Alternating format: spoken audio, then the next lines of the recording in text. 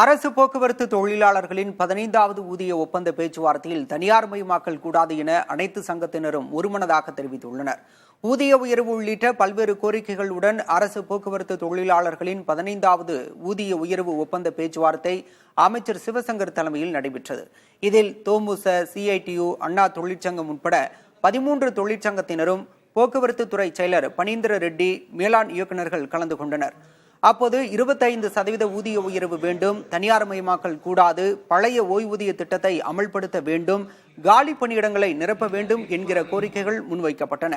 போக்குவரத்து துறையில் தனியார் மயமாக்கல் கூடாது என்றும் அவர்கள் கூட்டாக வலியுறுத்தினர்.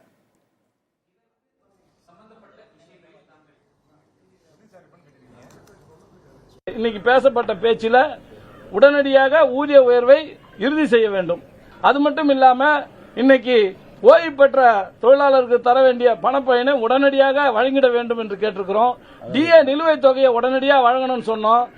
பழைய ஓய்வூதிய திட்டத்தை 1/4/2003 பிறகு வேலையில் சேர்ந்திருக்கிற தொழிலாளர்களுடைய ஓய்வூதிய திட்டத்தை அமுல்படுத்த வேண்டும் என்று வலியுறுத்தி இருக்கிறோம். நம்முடைய அமைச்சர் அவர்களும் நம்முடைய அரசும் ஏற்கனவே அறிவித்திருக்கிற விஷயம் இப்போது ஒரு குழுவும் அமைத்திருக்கிறார்கள்.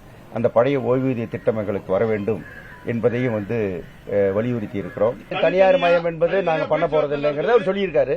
அது பேச்சுவார்த்தையில் தொடர்ந்து நாங்கள் பேசி